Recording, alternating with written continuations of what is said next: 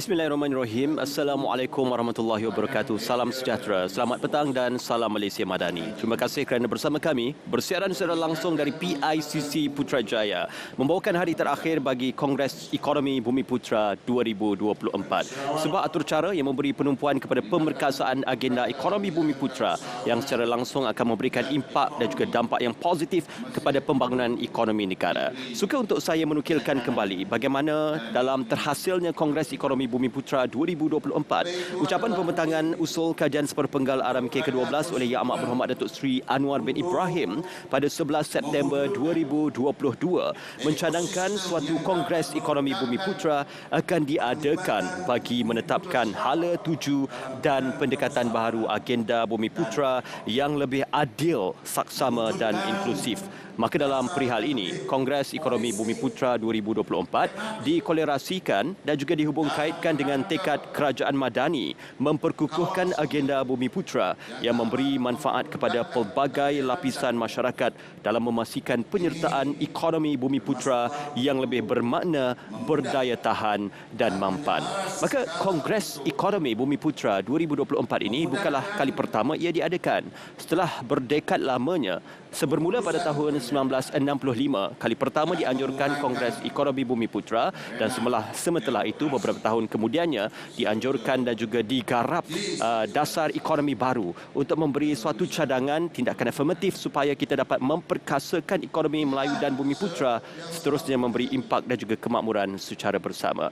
Maka setelah berdekad lamanya dan pada tarikh 1965 itu jugalah ia terhasil penubuhan Majlis Amanah Rakyat ataupun MARA. Maka institusi-institusi ini yang bernaung dan juga bersama-sama untuk kembali menggerakkan Kongres Ekonomi Bumi Putra 2024. InsyaAllah pada majlis penutupan yang akan disempurnakan pada hari ini, ucapan penutupannya akan disempurnakan oleh Yang Amat Berhormat Perdana Menteri Datuk Seri Anwar Ibrahim bersama dengan div-div kenamaan dan juga tetamu-tetamu kehormat untuk memberikan penghargaan dan juga untuk memberikan ucapan penghargaan khususnya kepada pihak yang terlibat secara langsung maupun tidak langsung dalam merealisasikan dan juga merekayasa idea yang berkepentingan dalam konteks agenda dan juga pemerkasaan agenda ekonomi Bumi Putra. 10 bidang yang diberikan keutamaan, antara yang boleh saya rangkumkan dan juga boleh saya kongsikan kembali adalah berkenaan reformasi pendidikan dan modal insan, daya saing perusahaan Bumi Putra, peralihan tenaga, pengukuhan industri halal dan juga beberapa lagi perkara penting.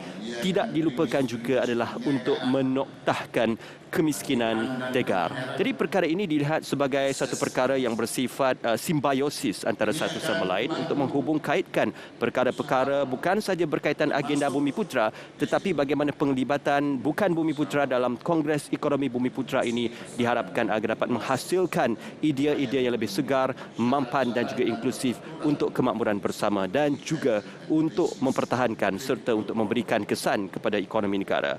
Dan untuk kita melihat bagaimanakah peluang dan juga diskusi meningkatkan usahawan mikro, kecil dan sederhana.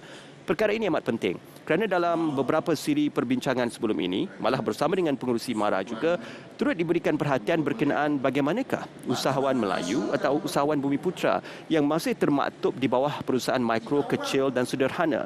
Jadi kongres seperti ini tidak hanya bersifat retorika semata-mata ataupun hanya bersifat perbincangan.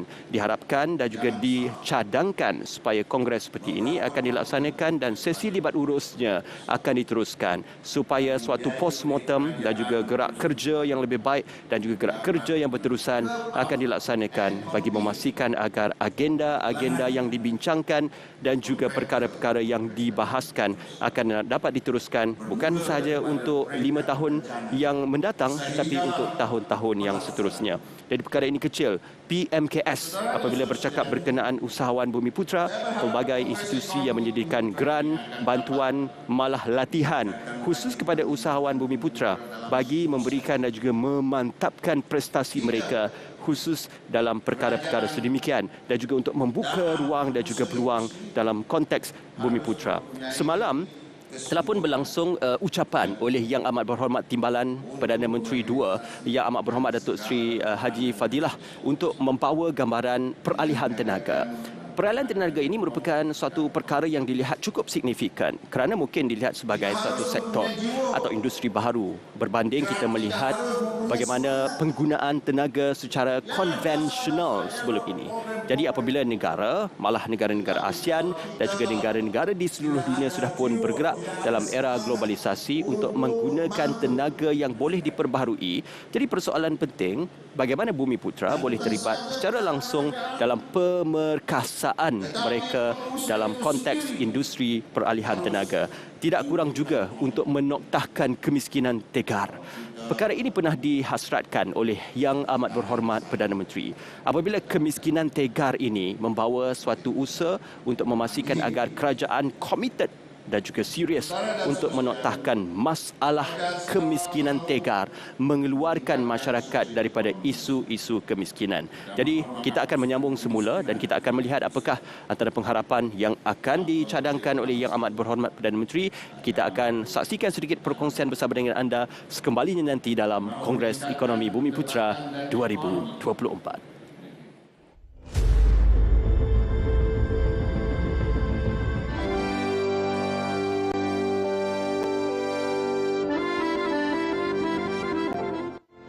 Panas tadi, Cok.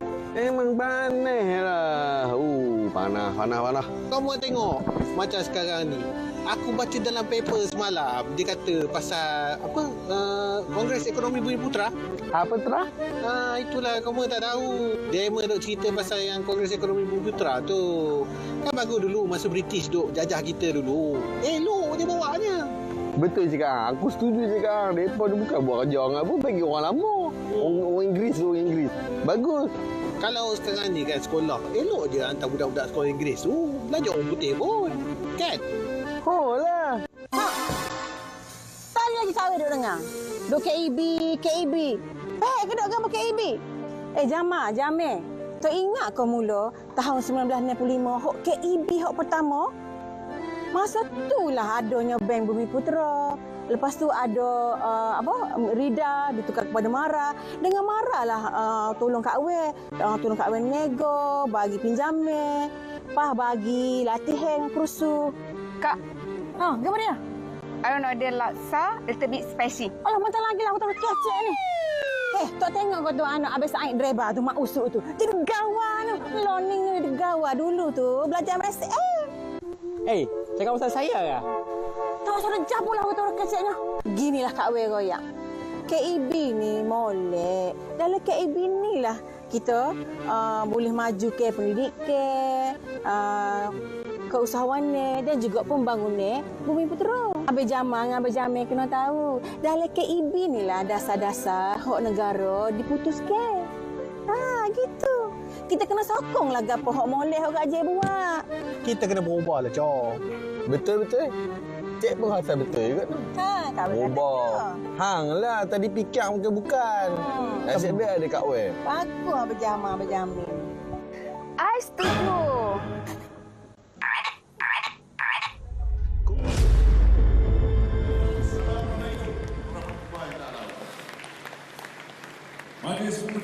Saya tertarik dengan beberapa baik-baik dialog yang dititipkan dalam perkongsian kita sebentar tadi. Bukan sahaja ia berdialog berkenaan tentang realiti dan juga situasi semasa, tetapi memberikan gambaran dan juga memberikan realiti sebenar. Bagaimanakah masyarakat pada hari ini perlu bergerak berdaya saing dan juga perlu untuk memberikan dan juga meletakkan diri mereka dalam konteks manfaat kepada negara. Kongres Ekonomi Bumi Putra 2024. InsyaAllah pada petang ini kita akan menyaksikan ucapan oleh Yang Amat Berhormat Perdana Menteri. Tetapi sebelum itu akan dimulakan dengan ucapan oleh Yang Amat Berhormat Ketua Menteri Sabah untuk kita memberikan laluan. Bagaimanakah dalam konteks Bumi Putra di Sabah dan juga Sarawak, maka kita berikan tumpuan ke pentas utama pada ketika ini. Salam sejahtera dan salam Malaysia Madani. Yang Amat Berhormat Datuk Seri Panglima Anwar Ibrahim, Perdana Menteri Malaysia,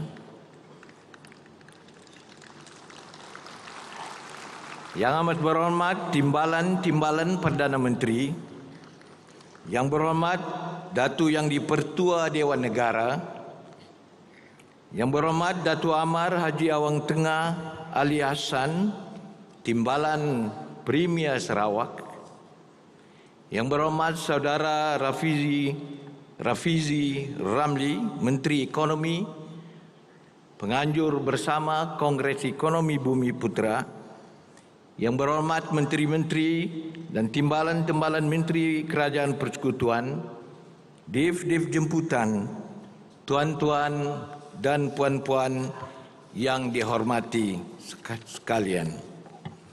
Alhamdulillah, syukur kehadrat Allah Subhanahu wa taala, kerana dengan izinnya jua kita dapat bersama-sama dalam majlis yang sangat bermakna, iaitu Kongres Ekonomi Bumi Putra 2024, untuk kita mencari jalan dan hala tuju baharu agenda pemerkasaan ekonomi Bumi Putra. Dalam masa yang cukup terbatas ini, saya ingin merakamkan ucapan jutaan terima kasih kepada pihak penganjur kerana memberi peluang kepada Sabah untuk berkongsi visi dan cita-cita Bumi Putra dengan keluarga besar masyarakat Bumi Putra Malaysia. Tuan-tuan dan puan-puan sekalian, Bumi Putra di Sabah agak berbeza sedikit dari segi latar belakang geografi, budaya dan sejarah berbanding saudara-saudara kita di Semenanjung. Keunikan dalam kesatuan kita inilah yang menjadikan Malaysia sebuah negara yang istimewa, kerana dalam kepelbagaian masyarakatnya kita dapat hidup bersama dalam suasana harmoni, aman dan sentosa. Sebagai negeri kedua terbesar di Malaysia, dengan bilangan Bumi Putra yang mencecah 90% daripada jumlah penduduknya, kami di Sabah mempunyai aspirasi yang amat tinggi untuk bersama-sama dengan seluruh rakyat Malaysia menikmati kemakmuran dan kemajuan ekonomi negara. Tuan-tuan dan puan-puan, seperti yang kita sedia maklum, faktor geografi merupakan salah satu batas atau halangan yang melambatkan proses pembangunan. Hal ini berlaku di Sabah, dan perkara ini bukan sahaja menghambat ekonomi dan melambatkan proses pembangunan, tetapi juga membatasi aktiviti perekonomian masyarakat Bumi Putra, terutama mereka yang tinggal jauh di pedalaman, sekaligus membatasi akses mereka kepada segala kemudahan yang diperlukan, seperti kemudahan pendidikan yang berkualiti, kemudahan kesihatan, kemudahan telekomunikasi, dan kemudahan-kemudahan yang lain. Oleh yang demikian, bagi mengatasi cabaran ini, ia memerlukan penyelesaian yang inovatif dan inklusif sesuai dengan landscape sosioekonomi Bumi Putra khasnya dan komuniti akar umbi umumnya. Pun begitu, Sabah mempunyai competitive advantage yang boleh dimanfaatkan untuk kemajuan ekonomi Bumi Putra dari segi penjanaan pendapatan dan penyediaan peluang pekerjaan.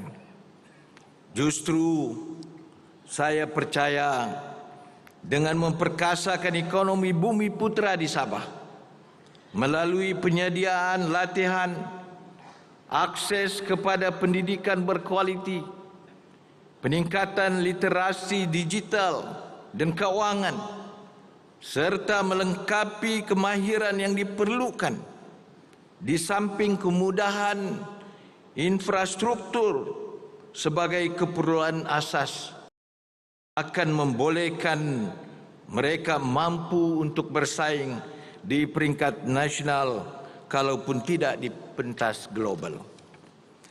Ekonomi digital umpamanya, sektor ini mempunyai potensi yang besar untuk Sabah dan menawarkan cara untuk menangani halangan tradisional serta mencipta peluang baru untuk pertumbuhan dan kejayaan ekonomi.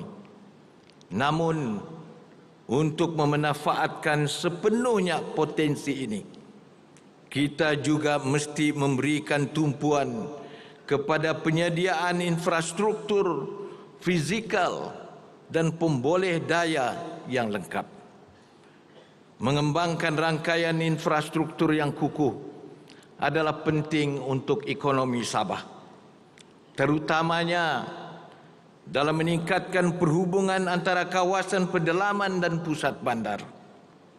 Ini bukan sahaja menyokong ekonomi akar umbi Bumi Putra, tetapi juga meletakkan asas kepada model pembangunan yang lebih inklusif dan mampan untuk komuniti Bumi Putra.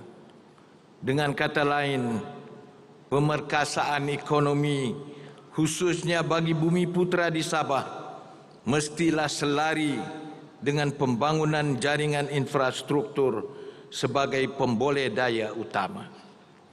Tuan-tuan dan puan-puan yang dihormati sekalian, visi kami adalah untuk memastikan agar usaha pemerkasaan ekonomi Bumi Putra Sabah diinstitusikan dan meraih pengiktirafan identiti unik bagi Sabah dalam konteks Malaysia. Untuk mencapai matlamat ini, pembiayaan dan peruntukan sumber keuangan yang dikhususkan adalah penting di dalam menyokong agenda pemerkasaan ekonomi Bumi Putra di Sabah. Selain itu, pendekatan yang tepat haruslah dititik beratkan di dalam pembangunan ekonomi yang mengiktiraf keperluan dan cabaran khusus Bumi Putra di Sabah. Perkara ini boleh direalisasikan dengan menginstitusikan inisiatif pemerkasaan ekonomi Bumi Putra di Sabah. Sesungguhnya kami beriltizam untuk menutup rapat jurang kemiskinan yang telah lama menyelubungi ramai Bumi Putra di Sabah.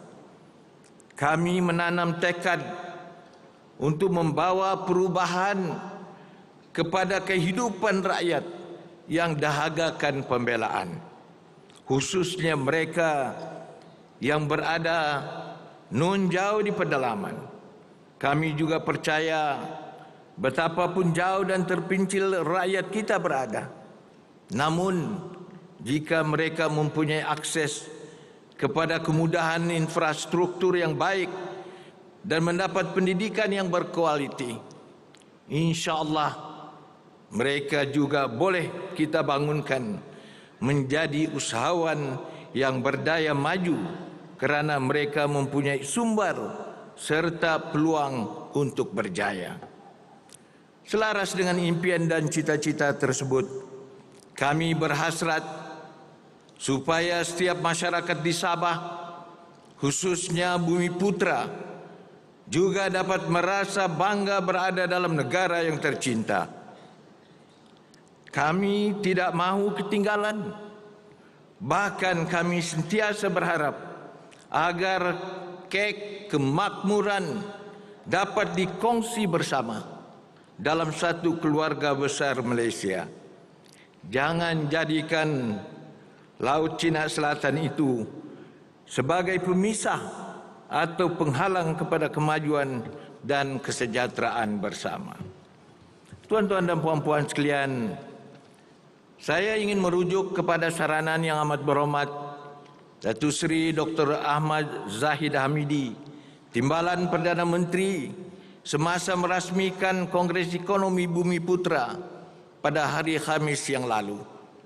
Beliau telah memperkenalkan 6 tekad transformasi pemerkasaan ekonomi Bumiputra yang kami rasa sangat sesuai dan tepat pada masanya. Justru kami mengalu-alukan pemakaian dan pelaksanaan 6 tekad tersebut. Lebih-lebih lagi, tekad kedua dan ketiga, yaitu menutup ketirisan pelaksanaan dasar dan mewujudkan kesetaraan antara wilayah, kaum dan kelompok. Demikian juga dengan 3 ikhtiar yang disyorkan bagi melonjakkan ekonomi Bumiputra, yaitu mewujudkan perbadanan tanah Bumiputra, mewujudkan wakaf pendidikan, kesihatan dan kebajikan, dan ketiga, mengindustrikan pertanian. Kami menyokong penuh saranan ini kerana ia senada dengan dasar hala 7 Kerajaan Negeri Sabah, yang antara lain bertekad untuk memperkasakan sektor pertanian, perindustrian dan pelancongan dengan iltizam politik yang tinggi dan dengan sokongan padu daripada kerajaan perpaduan di peringkat pusat. Kami yakin hala 7 kerajaan negeri akan lebih mudah tercapai, yang matlamatnya untuk menggalakkan pertumbuhan ekonomi negeri dan secara tidak langsung merancangkan ekonomi masyarakat Bumiputra di Sabah. Tuan-tuan dan puan-puan, saya berharap apa juga resolusi yang digarap daripada Kongres ini akan turut mengambil kira kepentingan masyarakat Bumiputra di Sabah, yang pada masa yang sama saya juga berharap apa juga pendekatan yang diambil bagi memperkasakan ekonomi Bumiputra Sabah, wajar kaedah atau pendekatan itu diinstitusikan di bawah kawal selia entiti Kerajaan Negeri Sabah. Ini bagi memberikan mandat kepada Sabah untuk mengkoordinasi dan menerajui program-program pembangunan sosioekonomi secara efisien, efektif dan bersinergi. Akhirul kalam, saya menaruh harapan yang tinggi bahawa kepimpinan negara di bawah kerajaan perpaduan ini benar-benar komited untuk terus membela nasib kaum Bumiputra di seluruh negara, termasuk di Sabah. Semoga usaha murni ini akan membawa manfaat kepada kita semua demi kesejahteraan seluruh rakyat dan kemakmuran tanah air yang tercinta. Bersama kita membina hala 7 ke arah Malaysia Madani yang lebih makmur dan bersatu. Yang tidak terhingga kepada Yang Amat Berhormat Perdana Menteri yang telah mengilhamkan Kongres Bumiputra ini. Ke Tanjung Aru di petang hari, suasana nyaman, indah sekali. Ikhlasnya PMX terasa di hati. Agenda Bumiputra disanjung tinggi. Sekian, wassalamualaikum warahmatullahi wabarakatuh. Yang Berhormat Datuk Seri Panglima Haji Hajiji bin Haji Nur, Ketua Menteri Sabah. Begitulah antara pengakhiran ucapan oleh Yang Amat Berhormat Ketua Menteri Sabah membawakan gambaran agenda Bumiputra diangkat tinggi. Sebelum itu, ucapan oleh Yang Berhormat Timbalan Premier Sarawak juga disempurnakan dan juga disampaikan. Dan selepas ini kita akan menyaksikan ucapan oleh Yang Amat Berhormat Perdana Menteri Datuk Seri Anwar bin Ibrahim untuk membawakan gambaran bagi Kongres Ekonomi Bumiputra 2024. Assalamualaikum warahmatullahi wabarakatuh. Alhamdulillahillazi anzala ala abdihi alkitaba wa lam yaj'al lahu iwaja. Wa sallallahu ala sayyidina Muhammad wa ala alihi wa sahbihi ajma'in. Saudara Timbalan Perdana Menteri Datuk Seri Zahid, Timbalan Perdana Menteri Datuk Seri Fadilah, Speaker Dewan Negara, Yang di-Pertua Dewan Negara dan Tanggal, para Menteri, Timbalan Premier dan Ketua Menteri Sabah, Ketua Menteri Besar Selangor, Kelantan dan Ketua Menteri, rakan-rakan yang saya muliakan. Alhamdulillah kita memanjatkan setinggi-tinggi kesyukuran kepada Allah SWT. Kerana pada hari ini dan hari-hari sebelumnya kita dapat menyempurnakan kongres yang sangat berarti dalam negara madani ini. Ia memberi penjelasan bahawa ada agenda yang belum selesai. Kita faham bahawa dasar ekonomi baru diperkenalkan pada tahun 1971 dan ada kejayaan nyata yang tidak dapat dipertikai. Prasarana desa dan pedalaman jauh lebih baik dari sebelum merdeka. Mobiliti sosial anak-anak Bumiputera, baik Melayu di Semenanjung, orang asli Bumiputera Sarawak dan anak negeri Sabah dapat lonjakan yang membanggakan. Ini kenyataan yang tidak dapat dimungkiri. Yang dikhawatiri hanya tentang pelaksanaan dari segi keusahawanan, perniagaan, perdagangan. Ada kritikan keras terhadap beberapa keterlanjuran. Sementara mengagaskan perubahan, memberi peluang kepada pengusaha dan pedagang, ada kecaman yang agak kuat bahawa seringkali ia memberi manfaat kepada kelompok kecil, segelintir yang memunggah kekayaan atas nama Bumiputera dan meminggirkan majoriti. Kongres seperti ini, seperti mana persiapan beberapa bulan yang lalu dipengusikan oleh Datuk Seri Zahid sendiri dan sekretariatnya Saudara Rafizi, dibantu oleh Saudara Ashraf, dengan kumpulan-kumpulan sarjana, ketua usaha, pejabat awam dan peniaga mempersiapkan dengan maksud membuat penilaian yang terbuka. Ada kekuatan, ada usul baru, ada kelemahan-kelemahan yang tidak mahu kita ulangi dan pertahankan. Ada agensi-agensi diamanahkan curang. Ada dana saham puluh bilion disakau, tidak memberi manfaat kepada Bumiputera. Ada projek-projek atas nama Bumiputera tetapi tidak menepati maksud kerana diserahkan kepada bukan Bumiputera. Sebagai kerajaan, sebagai negara, kita tidak ada masalah kalau projek itu projek untuk rakyat, projek untuk negara yang boleh dimanfaatkan oleh Bumiputera atau China atau India, bukan masalahnya. Tetapi kalau projek itu khusus untuk Bumiputera, adalah salah dan pengkhianatan kalau tidak dipertahankan kepentingan Bumiputera keseluruhannya. Firman Allah SWT, Inna Allah la yughayyiru ma biqaumin hatta yughayyiru ma bi anfusihim. Kita sedar ini tentang lonjakan semangat dan perubahan yang harus bermula daripada masyarakat itu sendiri. Dengan tekad mereka, dengan nilai mereka, dengan akhlak yang luhur, dengan kesungguhan melakukan islah atau perubahan. Saya lebih cenderung istilah reformasi. Datuk Seri Zahid lebih senang dengan transformasi. Tetapi kita boleh gabungkan kedua-duanya. Asalkan ada islah mastata'at, perubahan sedaya upaya kita. Sebab itu saya dalam negara madani ini bermula daripada perkara asas. Memperkasakan rakyat. Dan rakyat itu bukan hanya segelintir elit penguasa ataupun elit bandar atau elit desa.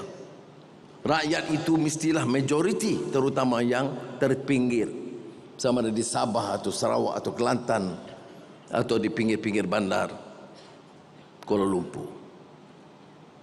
Dan kita senantiasa ingat gesaan leluhur bangsa, termasuk pemikir Melayu, Zamba. Jangan kita terus mengizinkan kemiskinan merata. Miskin pada wang ringgit dan harta benda. Miskin pada hemat dan cita-cita. Miskin pada pelajaran dan latihan pengetahuan. Dan miskin perangai yang mulia. Pemikir bangsa memberikan natijah kemiskinan yang sangat luas. Sebab itu, dalam rangka dasar, kita harus menerima beberapa kenyataan. Saya ingin mengemukakan agak terang. Bila kita bicara Kongres Bumiputra, ada yang bimbang. Takut kita mengulangi beberapa kesilapan untuk memenuhi tembolok kelongan kecil. Kita harus pastikan ia tidak berlaku. Ada kalangan, termasuk sebahagian kecil bukan Bumiputra, yang rasa bimbang dan sinis mengapa dasar membantu Bumiputra dan Kongres Bumiputra diteruskan. Mereka tidak lihat kenyataan bahawa jumlah besar Bumiputra di Semenanjung, di Sabah dan Sarawak masih dalam kategori miskin. Mereka lupa bahawa peluang perniagaan usahawan besar masih terbantu bagi Bumiputra. Oleh itu saya ingin menyeru supaya pendekatan kita ini harus berubah. Tidak ada maksud untuk kita meminggirkan sesiapa. Malah saya ingin jelaskan di sini beberapa kenyataan.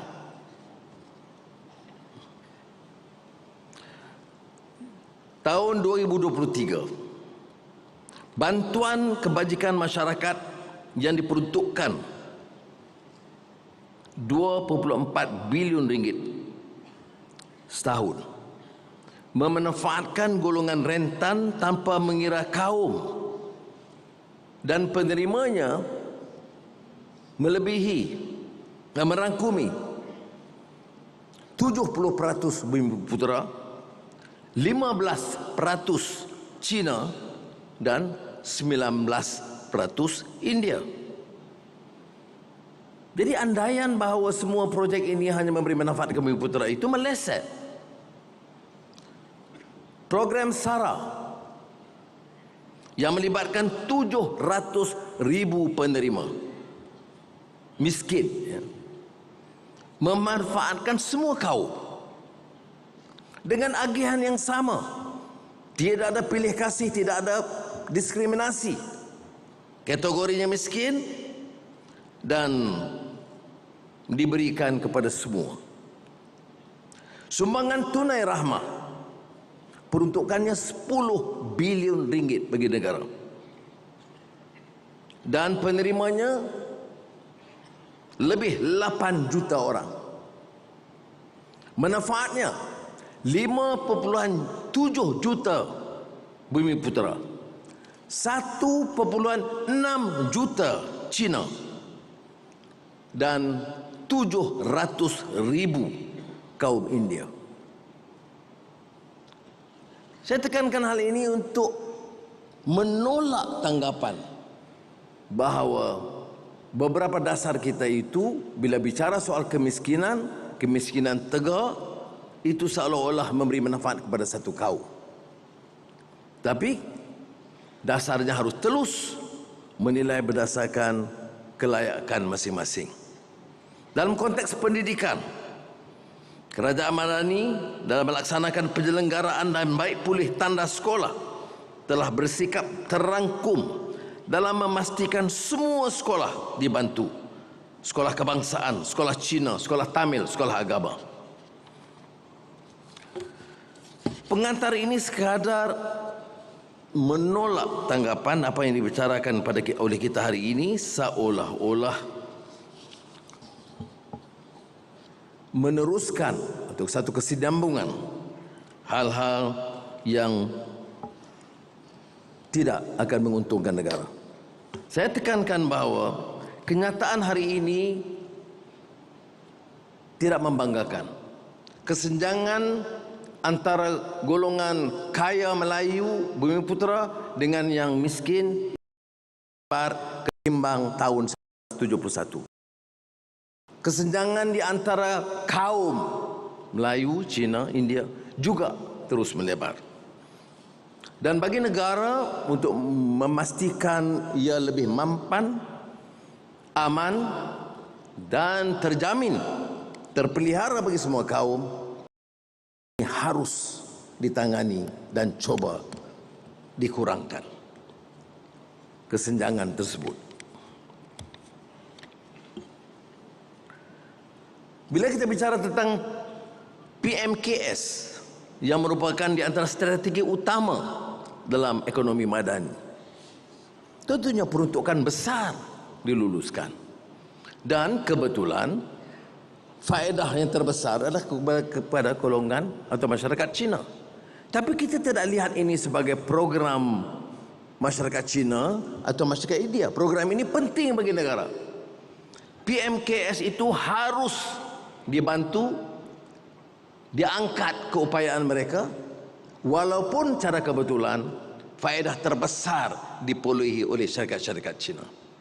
Maka saya minta rakan-rakan saya di kalangan Melayu, Cina, India, Bumiputera, Sabah, Sarawak, lihat dalam konteks ini bahawa negara kalau mau maju dan mampan dan terangkat martabat keupayaannya, harus berani mengambil beberapa tindakan, sama ada faedahnya langsung kepada Bumiputera atau memberi manfaat kepada China atau India. Kita akan lakukan sebaiknya supaya Malaysia hebat dan terkenal semula.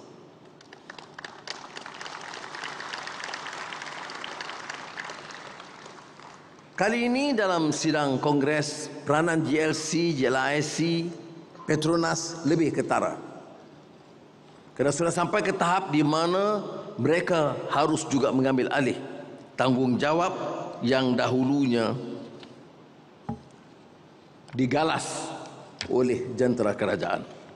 Dan saya ucap terima kasih dan mengharapkan sesuatu yang lebih jelas supaya agenda negara, iaitu memartabatkan rakyat negara, memacu pertumbuhan yang segar dan menjamin keselesaan hidup Bumiputera dengan peluang tambahan, itu juga menjadi agenda jelas bagi semua JLIC dan JLC tanpa kecuali.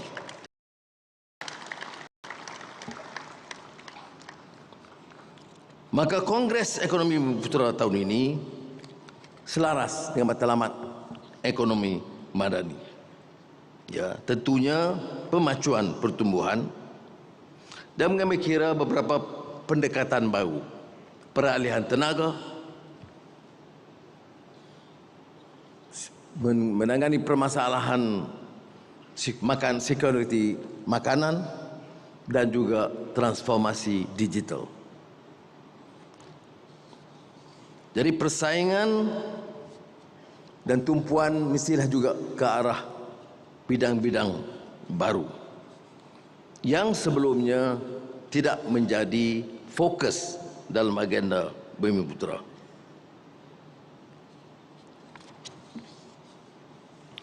Sebab itu, setelah berbincang dengan rakan-rakan dan mendukung aspirasi yang diutarakan oleh semua lapisan, mengambil kira pandangan yang berulang kali kita bincang dalam jemaah menteri yang dihadiri oleh menteri-menteri Bumiputera, China dan India, melihat beberapa usul dikemukakan oleh kementerian-kementerian dan juga kumpulan-kumpulan yang diketuai oleh tokoh-tokoh akademik dan sarjana, kita rumuskan beberapa agenda tindakan, ya, dengan beberapa penegasan jelas dalam agenda pertumbuhan ekonomi Bumiputera. Ini yang kita katakan mengisbatkan, ya, mengukuh keyakinan. Kalau pujangga Hamzah Fansuri, bila dikata kehadiran Islam itu mercutandanya mengisbatkan Allah, menafikan patung. Dalam isbat Kongres Ekonomi Putra ini, isbat pertama memperkukuh pasak ekonomi negara. Sama ada daya saing, perskalaan, pemilikan equity, bakat, meningkat pendapatan. Jadi dengan cara yang sedemikian, kita dapat tingkatkan taraf sosioekonomi kelandasan yang lebih baik. Isbat kedua, memperkukuh kerukunan tata kelola dan institusi. Ini selari dengan falsafah Bumiputera. Mengukuh penyampaian, perkhidmatan dan peningkatan penyertaan syarikat swasta, JLC, JLIC, SOE perlu diberikan tumpuan khusus. Kita tidak boleh bicara integriti dan ketelusan dan pertanggungjawaban kepada kalangan lain. Sekiranya kita lihat agensi kita sendiri dalam keadaan yang berkecamuk, yang terpaksa balik kepada Kementerian Kewangan untuk ditampung kerugian berbilion ringgit kerana kecurangan dan kecuaian pengurusan. Kalau tanya saya, seperti mana saya sebut dalam membicarakan institusi zakat, pengurusan zakat itu patut nombor pertama dalam menentukan kaedah integriti dan pengurusan yang paling cekap. Dalam nada yang sama, saya ingin tekankan tentang agensi-agensi Bumiputera. Berapa puluh bilion saham tatkala penyenderaian yang diagihkan. Berapa puluh bilion ringgit dibelanjakan untuk menampung keperluan agensi-agensi Bumiputera. Sebahagiannya sampai kepada keperluan sasar, sebahagiannya hilang, lesap entah ke mana. Saudara-saudara, saya mohon kerjasama saudara untuk pastikan bahawa kita tidak boleh lagi bertolak ansur dengan kecurangan dan khianat sedemikian. Sebab itu, ia memerlukan ketangkasan pimpinan dalam semua JLC dan JLIC. Saya tidak ada masalah sama ada pengurus itu profesional atau teknokrat, malah orang politik sendiri. Tetapi yang tidak boleh kita izinkan adalah segala bentuk kecurangan, apalagi atas nama Bumiputera. Isbat ketiga, menegakkan keadilan sosial. Ini menyokong anjakan mobiliti sosial, meningkatkan kesaksamaan peluang dan memperluas jaringan perlindungan sosial. Antara bidang yang memerlukan penelitian khusus merangkumi ekosistem pendidikan, perkhidmatan kesihatan, perumahan, akses kepada infrastruktur asas yang berkualiti. Ini termasuk untuk orang asli serta keseimbangan pembangunan di negeri Sabah dan Sarawak yang dibangkitkan oleh kedua-dua pemimpin Sarawak dan Sabah. Dan seperti saudara-saudara, ini julung-julung kali kita beri penghormatan khas kepada pimpinan Sabah dan Sarawak. Kerana maksud kita supaya benar-benar usaha dan agenda nasional ini memenuhi hasrat, cita rasa dan aspirasi semua rakyat di negara kita. Saudara-saudara, saya memanfaatkan waktu ini untuk mengumumkan beberapa keputusan penting kerajaan. Setelah merenung dan memikirkan usul-usul dan mengakui kelemahan-kelemahan corak pelaksanaan sebelumnya. Kelemahan terbesar dalam agenda Bumiputera ialah generasi baru usahawan Bumiputera. Ada teguran-teguran yang saya dengar sepanjang semalam dan hari ini dan sebelumnya yang harus kita ambil kira. Sebab itu saya mau mempertanggungjawabkan melalui GLISC dan GLC ini satu dana besar khusus bagi pembinaan penzahiran generasi usahawan Bumiputera. 1 bilion ringgit diluluskan. Kita mesti mampu mencipta lebih banyak usahawan Bumiputera seperti Aerodyne yang berjaya menembusi pasaran global dalam perkhidmatan drone. Kita harus berbangga dengan kejayaan Le Copac dan Animonsta yang menggulugi industri karya kreatif. Begitu juga usahawan muda biar ramai.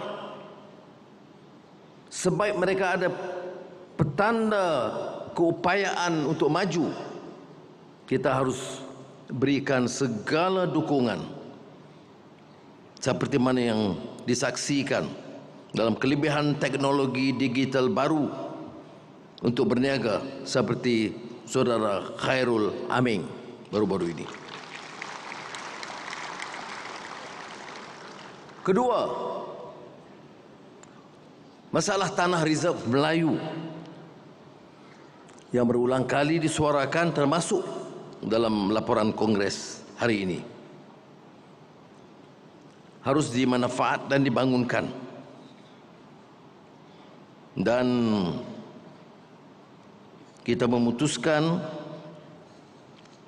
supaya pelaburan hartanah berhad, permodalan nasional berhad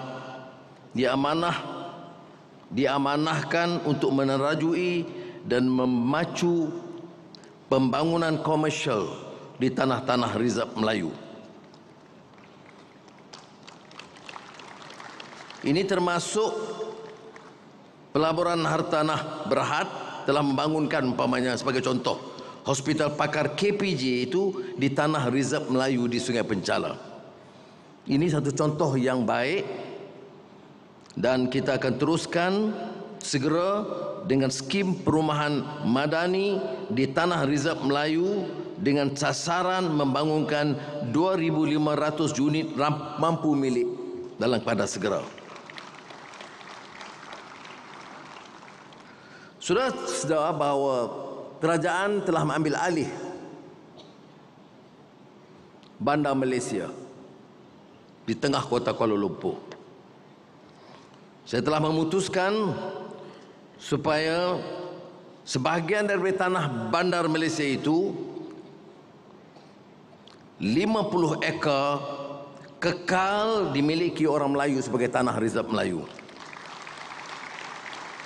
Maknanya di pusat bandar yang strategik kita tetapkan kawasan milik Melayu dengan maksud dalam tempoh 1 tahun jumlah ini dan di kawasan-kawasan strategik bandar dan pembangunan baru ditambah menjadi 200 ekar tanah kerajaan yang dijadikan milik tanah reserve Melayu di kawasan bandar.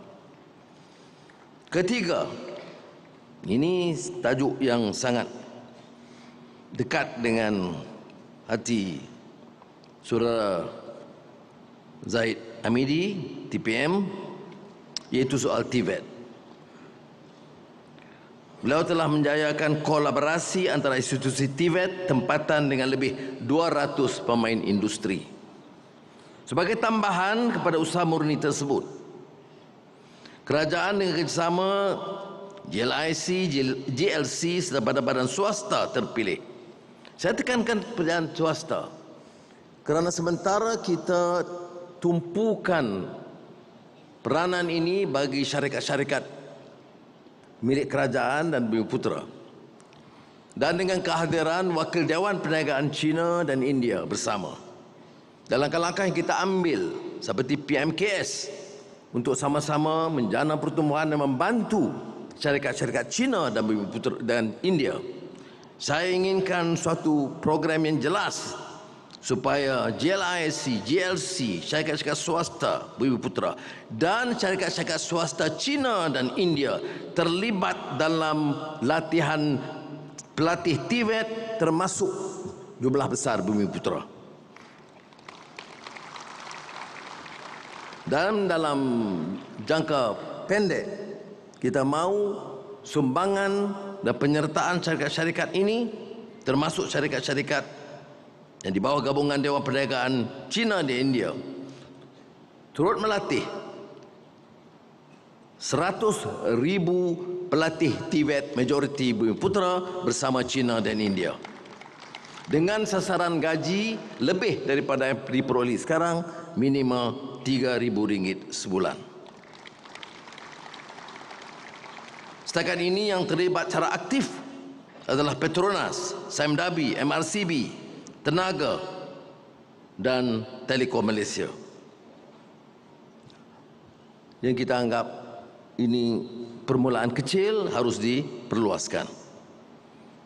Anak-anak kita terutama bagi keluarga peneroka Felda harus diberi peluang dan keadilan dan jangan dibiarkan tersisih dan terpinggir. Dalam keterpinggir ini kadang-kadang orang membicarakan soal persaingan yang adil berdasarkan merit seperti mana dibicarakan sekarang dalam wacana yang tidak berkesudahan. Saudara, benar, kita harus memilih yang paling baik, anak muda yang paling pintar, lulusan sekolah yang paling cekap. Tetapi kita juga harus tahu bahawa persaingan itu harus adil. Selalu saya tekankan pandangan John Rawls. Apa itu justice? Justice is about fairness. Kita suruh sekolah di Lawas bersaing dengan sekolah terbaik di Kuala Lumpur dengan Ceruk Kudung di Kedah, dan itu dipanggil pilihan berdasarkan merit. Itu berlaku, apa yang berlaku ialah gross injustice. Ini yang ditekankan oleh karya Michael Sandel, Harvard, tentang tyranny of merit. Saya tekankan ini karena ini terus digasak. Bila kita bicara soal Bumiputera, mana ada meritokrasi? Negara ini tidak boleh berkembang kalau tidak ada meritokrasi. Yang terbaik harus diberi peluang. Tetapi yang termiskin dan terpinggir juga harus diberi peluang. Jadi ada perimbangan dan keseimbangan di sini. Ya. Kalau tidak, wacana kita begitu rupa. Ya, tidak memikirkan yang paling sukar. Ini kebijaksanaan dalam apa yang dibicarakan tentang affirmative action. Sebab itu bagi saya, apakah kita akan tamat? Bila akan tamat?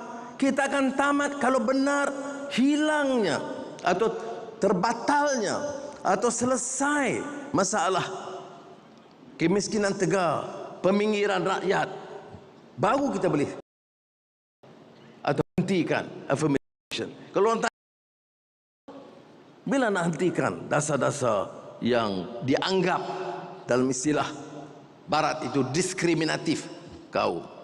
Saya sebut affirmative action ni pertamanya tidak kira sangat kaum. Dilihat golongan rentan dan golongan yang terkesan. Kalau masih ada kesenjangan yang begitu rupa, kemiskinan yang ketara, melebarnya kesenjangan, selagi itulah dasar affirmative action mesti diteruskan. Maka kalau rakyat di kalangan masyarakat Bumiputera dan China dan India mahu selesaikan, mari kita selesaikan bersama. Kalau dikatakan ini diskriminatif, saya telah baca peringkat awal tadi tentang angka-angka dan data tentang SARA dan STR. Bagaimana kita tidak memilih mengikut kaum, tetapi cuba menangani masalah ikut keperluan. Saudara, agenda keempat,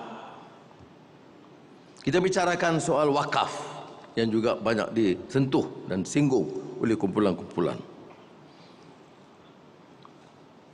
Dan saya sukacita memaklumkan bahawa anak-anak kita dari Persatuan Alumni MARA dan pimpinan MARA sendiri itu telah menggesa supaya ada rencana wakaf yang bukan sahaja memerlukan huluran dana kerajaan, tapi mengajak rakyat yang dulunya dari kelompok yang paling miskin, yang diberikan peluang dan berlakunya mobiliti sosial terangkat kedudukan mereka sebagai profesional dan peniaga. Ratusan ribu malah mencecah 1 juta lebih anak-anak yang mendapat peluang pendidikan di kolej-kolej MARA termasuk UiTM. Maka dengan ini saya umumkan penubuhan wakaf MARA Madani.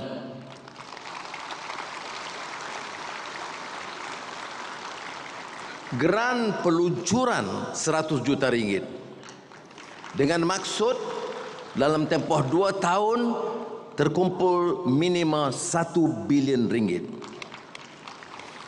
Dan wajah saya maklumkan bahawa Kebawah Duli Yang Maha Mulia Seri Paduka Baginda dan Tuan Agong terkesan dengan usul ini dan bersetuju untuk menjadi penaung kepada wakaf MARA Madani.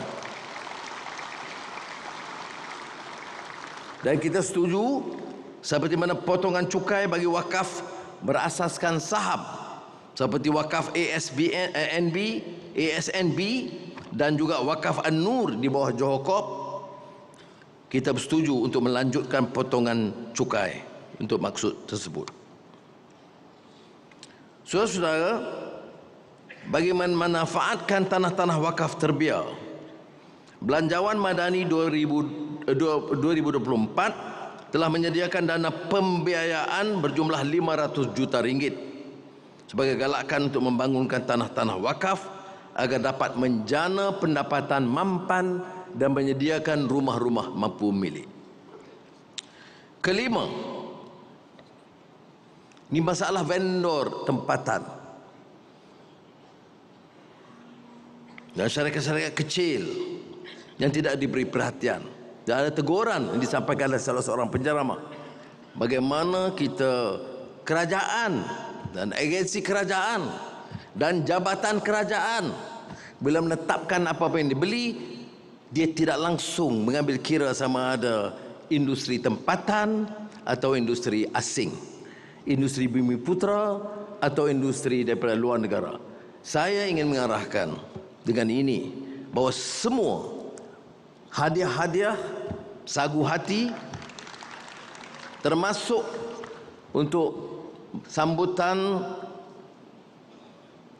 Malaysia tahun 2025 sebagai pengurusi negara ASEAN, dan kita ada nanti puluhan ribu pembesar-pembesar dari luar negara akan datang dalam ratusan bahkan malah mencecah lebih 1,000 mesyuarat. Semua hadiah mesti berdasar kekraftangan dan industri tempatan. Dan kita telah tentukan bahawa jangan ada negeri yang terbiar atau tertinggal. Maknanya mesti dikenal pasti beberapa produk dari Sarawak, dari Sabah, dari Johor, dari Selangor, dari Kelantan, dari Terengganu, supaya mereka dapat bersama-sama menjayakan program ini.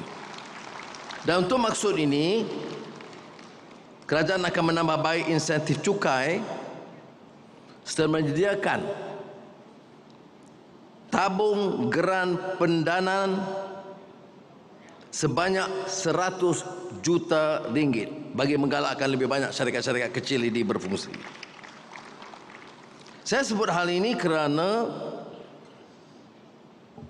syarikat-syarikat kecil ini kadang-kadang merasa mereka ini terbiar dan tersisih daripada arus perdana dan tumpuan Kongres seperti ini.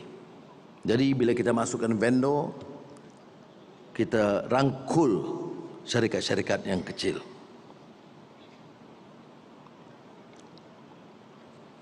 Saudara-saudara, kita juga hadapi masalah di kalangan rakyat, termasuk apa yang dikatakan golongan muda yang terlibat dalam ekonomi gig. Saya setuju dengan gesaan supaya mewujudkan Suruhanjaya Pekerja Gig bagi melindungi hak pekerja gig yang kini mencecah 1.12 juta rakyat, terutamanya di kalangan muda. Kita harus beri keutamaan dalam Suruhanjaya ini untuk memberikan keperluan perlindungan sosial, pertikaian kontrak dan kemajuan kerjaya. Langkah ini diambil kerana majoriti besar belia Bumiputra terlibat dalam pekerjaan gig. Namun sebagai pekerja tidak formal, mereka tidak punya perlindungan perundangan pekerjaan serta sistem perlindungan sosial. Saudara, akhirnya kerajaan bersedia untuk meningkatkan akses kemudahan pembiayaan kredit mikro kepada golongan yang memerlukan. Dana pembiayaan kredit mikro Bumiputra sebanyak 1 bilion ringgit disediakan melalui institusi kewangan pembangunan seperti BSN, Agrobank, Tekun Nasional kepada pelbagai segmen usaha Bumiputra dengan beri penekanan kepada wanita, belia dan veteran tentera.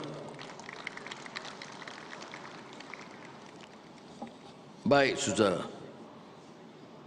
Ramai yang bertanya, pengumuman-pengumuman sedemikian kadang-kadang lunak bunyinya dan ada yang mungkin terpukau, tetapi bagi yang lebih kritis akan bertanya, what's next?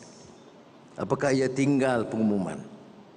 Sebab itu, saya setuju supaya Majlis Ekonomi Bumiputra yang saya pengerusikan akan terus memantau perjalanan dan pelaksanaan sama ada melalui kementerian atau jabatan kerajaan atau GLIC dan GLC dan syarikat-syarikat swasta supaya apa yang saya umumkan tadi itu dilaksanakan mengikut jadual yang ditetapkan. Saya juga setuju supaya jawatankuasa pelaksana kerja yang akan difungsikan oleh Datuk Seri Zahid Hamidi TPM 1 akan bantu saya dalam memastikan program ini terlaksana dengan baik. Dan sekretariat seperti mana yang kita putuskan di Kementerian Ekonomi di bawah akan menentukan supaya pemantauan itu jauh lebih berkesan dan terhala. Jadi cara-cara ini maknanya saya lepaskan beban saya bukan satu orang, kita dah lepaskan pada ramai orang. Jadi kalau sudah nak tanya, tanya menteri-menteri ini dulu dan TPM sebelum sampai kepada saya. Saudara, untuk wakaf madani MARA yang saya sebut tadi, sekretariatnya harus kekal di Ibu Pejabat MARA Kuala Lumpur. Jadi saudara yang hormati sekalian, saya harap usaha susulan ini akan jauh lebih bermakna dan saya harap pendekatan yang lebih inklusif ini yang memerlukan penyertaan seluruh negara, seluruh rakyat, Bumiputra dan bukan Bumiputra, bukan sahaja akan memberi manfaat langsung kepada negara dan Bumiputra, tetapi juga akan mengambil kira keperluan rakyat minoriti lainnya, terutama juga masyarakat India dalam negara kita. Jadi saya harap dengan cara yang sedemikian kita dapat angkat bersama Malaysia sebagai satu negara yang maju dan punyai kekuatan baru menjadi negara hebat di rantau ini. Terima kasih. Wassalamualaikum warahmatullahi wabarakatuh.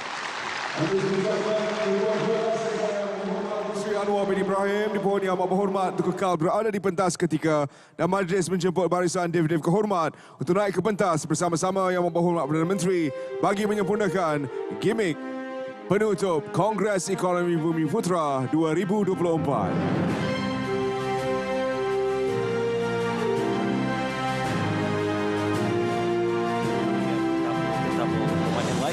Akan berada di pentas utama untuk menyempurnakan gimmick penutup bagi Kongres Ekonomi Bumi Putra 2024. Dan seperti mana yang dinyatakan, hasrat memperkasa Bumi Putra berganjak daripada tumbuhan kepada syarikat terpilih kepada program pengupayaan yang melibatkan lebih ramai usahawan dan lebih banyak syarikat Bumi Putra berskala kecil dan sederhana. Datuk Seri Dr. Mazahid Hamidi dipersilakan untuk menarik bersama-sama lever di tepi gimmick pelancaran majlis penutup. Dipersilakan dengan kiraan 3, 2, 1.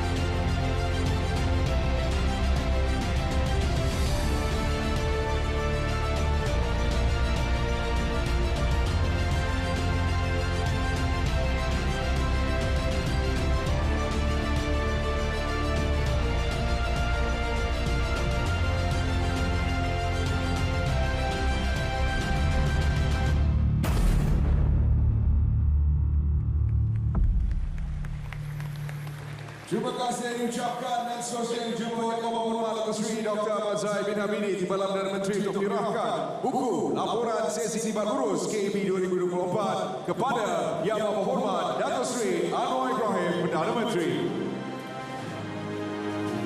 Hadirin sekalian, untuk makluman hadirin, gimmick kacang yang menutupi logo KEB sebentar tadi digambarkan sebagai segala idea, input serta pandangan yang telah dikumpulkan melalui penglibatan pelbagai pihak serta pemegang taruh dari setiap lapisan masyarakat.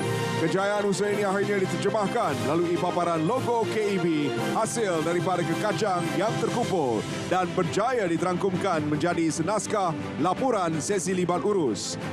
Laporan sesi libat urus ini boleh dimuat turun tuan-tuan perempuan di laman microsite KEB. Sila layari keb.economy.gov. Baik, begitulah sempurnanya atur cara yang berada di pentas utama pada ketika ini dan juga penyerahan buku laporan sesi libat urus Kongres Ekonomi Bumi Putra 2024. Buku ini menterjemahkan 10 bidang yang dibincangkan dan juga diberikan perhatian. Antaranya kalau boleh saya kongsikan bersama dengan anda adalah reformasi pendidikan dan modal insan, TVET pilihan kerjaya utama, pengukuhan industri halal, daya saing perusahaan Bumi Putra, sosioekonomi Bumi Putra Sabah dan juga Sarawak delta dan juga tanah wilayah serta penciptaan kekayaan dan penguasaan korporat.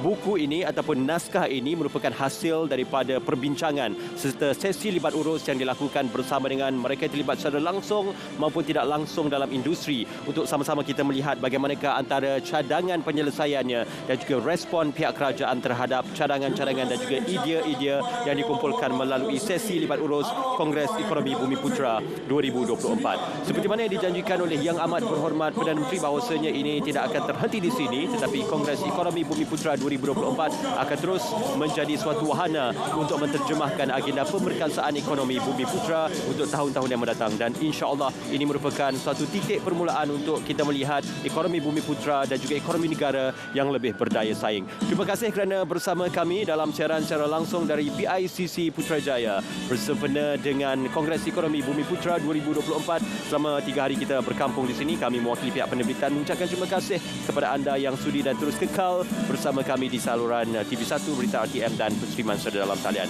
Dengan itu kita tinggalkan anda dengan Assalamualaikum, salam Malaysia Madani. Kita jumpa lagi.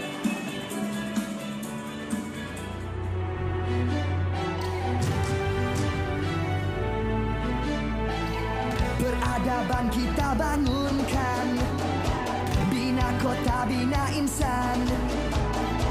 Dari budi jadi budaya, bina asas kemampanan. Kesejahteraan masa depan. Ayo seluruh anak pertiwi, bangunkan Malaysia Madani. Sepenuh hati, jiwa, semangat, terus meyakini Malaysia Madani. Ayo seluruh anak pertiwi, semarakkan Malaysia Madani. Sepenuh hati, jiwa, semangat, terus meyakini Malaysia Madani. Keyakinan jadi ikutan, pendirian jiwa ihsan, nilai hormat keras